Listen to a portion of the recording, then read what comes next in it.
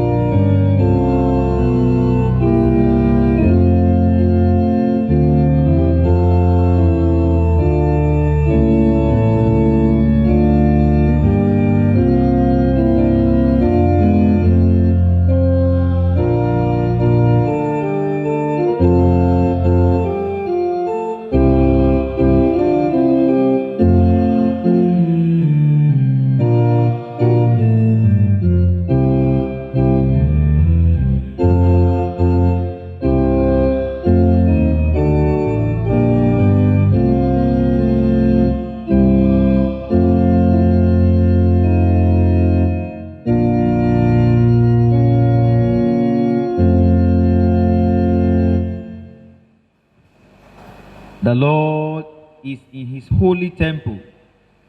Let all the earth be silent in his presence. God is spirit, and those who worship him must worship him in spirit and in truth. As we approach our holy God, we realize that we have sinned and come short of his glory. Let us therefore humbly confess our sins to him, kneeling and saying together, O God, our righteous judge and merciful Father, we confess that we have sinned against you in thought, word, and deed. We acknowledge that we are responsible for our sinfulness. Have mercy upon us, we pray you, and forgive us by the love which you have shown toward us in Jesus Christ, who for our sakes died and rose again. Give us to repentance by the power of your Holy Spirit, and enable us to forsake our evil ways and serve you in newness of life. We ask this through our Lord Jesus Christ. Amen. May the Almighty and merciful Lord grant unto us pardon and remission of all our sins, time for amendment of life, and may he grant us the grace and comfort of the Holy Spirit. Amen. Recognizing that God has forgiven us all our sins, because Jesus, the Lamb of God, has died for us, let us adore him singing.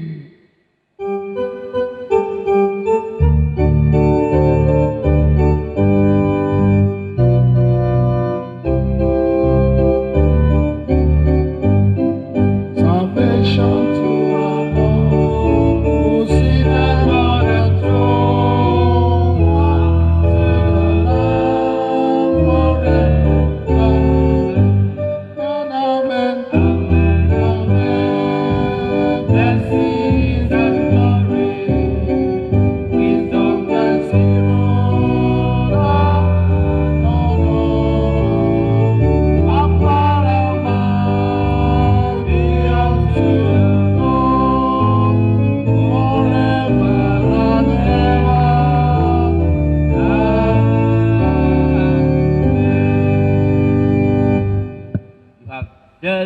well with your servant, O Lord.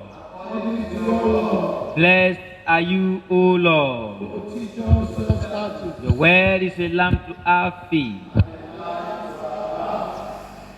Psalm 121. It shall be read responsively. Psalm 121. I lift up my eyes to the hills, but where shall I find help?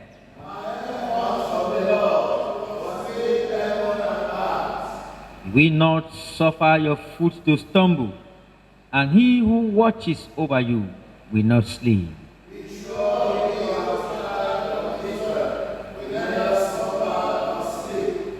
The Lord himself is your keeper. The Lord is your defense upon your right hand.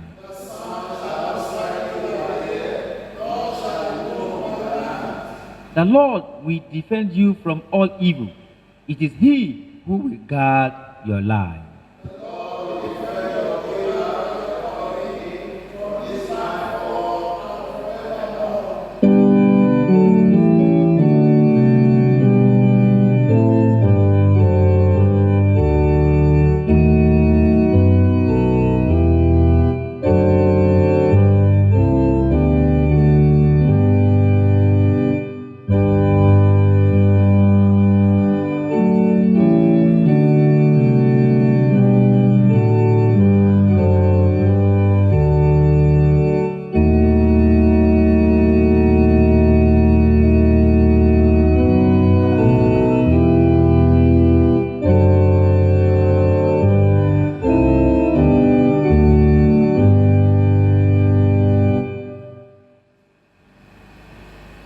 Please sit. The first lesson is taken from 1 Kings chapter 17. 1 Kings chapter 17. And Elijah the Tishbite, who was of the inhabitants of Gilead, said unto Ahab, As the Lord God of Israel liveth, before whom I stand, there shall not be dew nor rain this year, but according to my word. And the word of the Lord came unto him, saying, Get thee hence, and turn thee eastward, and hide thyself by the brook Cherith, that is before Jordan. And it shall be that thou shalt drink of the brook, and I have commanded the ravens to feed thee there. So he went and did according unto the word of the Lord.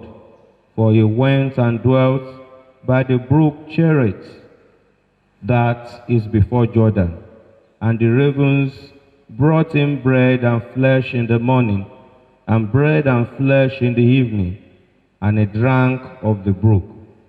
And it came to pass, after a while, that the brook dried up, because there had been no rain in the land. And the word of the Lord came unto him, saying, Arise, get thee to Zarephath, which belongeth to Zidon, and dwell there. Behold, I have commanded a widow woman there to sustain thee. This is the word of God.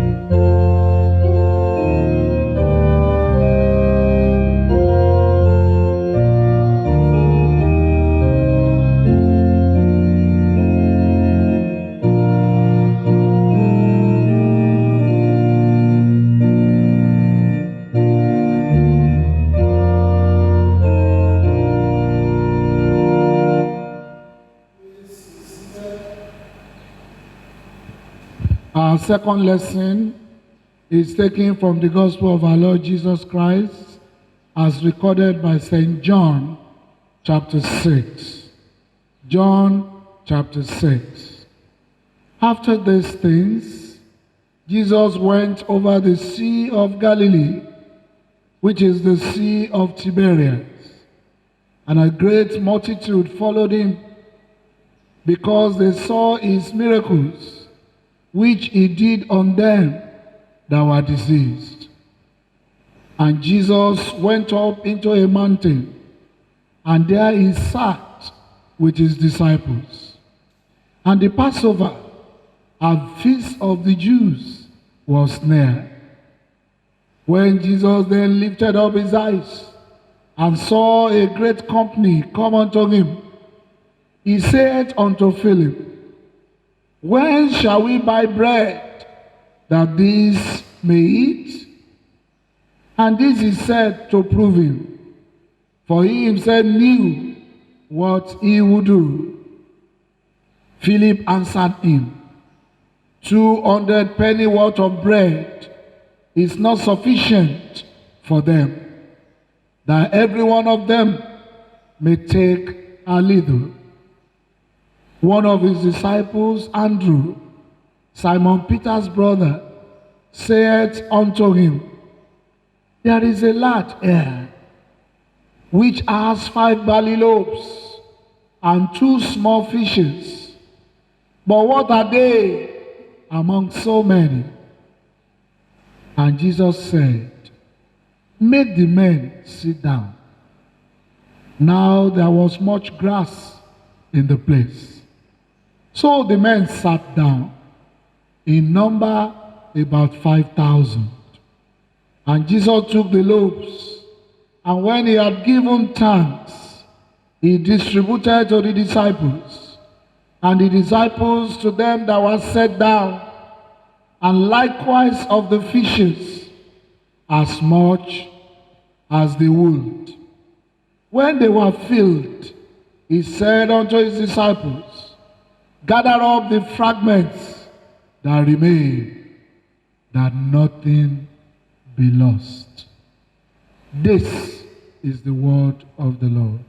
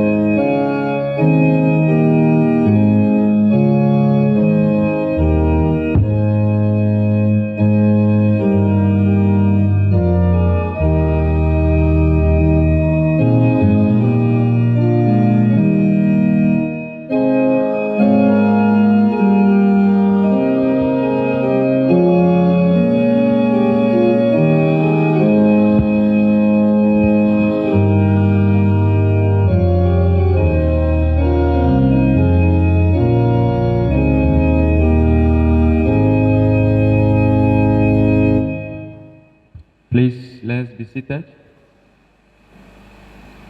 We give God all the glory for bringing us to the last Sunday in the month of June. And we pray that the remaining days of this month shall favor each of us in the name of Jesus Christ. I want to use this opportunity to thank my Lord, the Diocesan and Mama Ijebu Southwest, for this great privilege to stand here before the people of God to declare the mind of God to the people. It is our prayer that the Lord will continue to water your ministry and strengthen you in the name of Jesus Christ.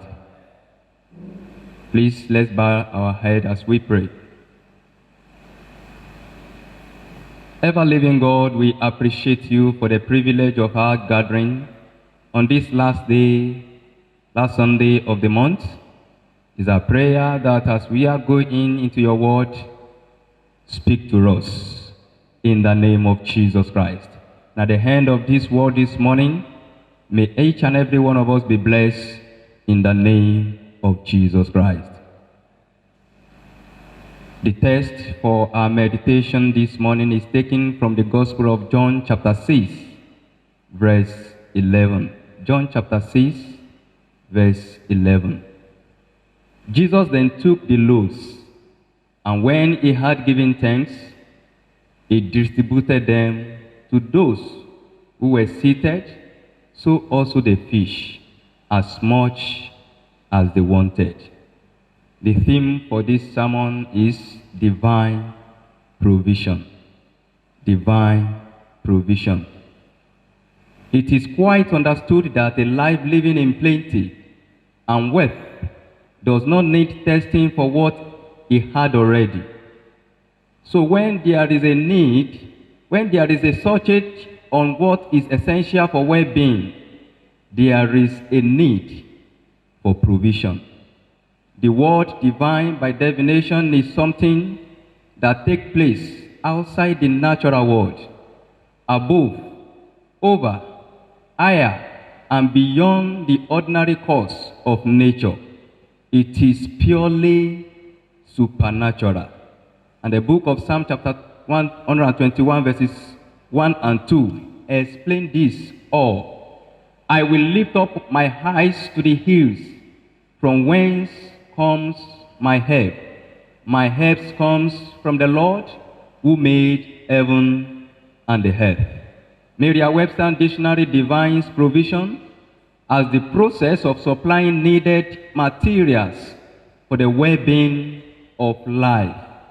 Now, bringing the two together, divine provision means, number one, unlimited, overwhelming supply or multiplication that comes from above. James chapter 1 verse 17a. Every good gift and every perfect gift is from above and comes down from the Father of light, with whom there is no variation or shows of turning.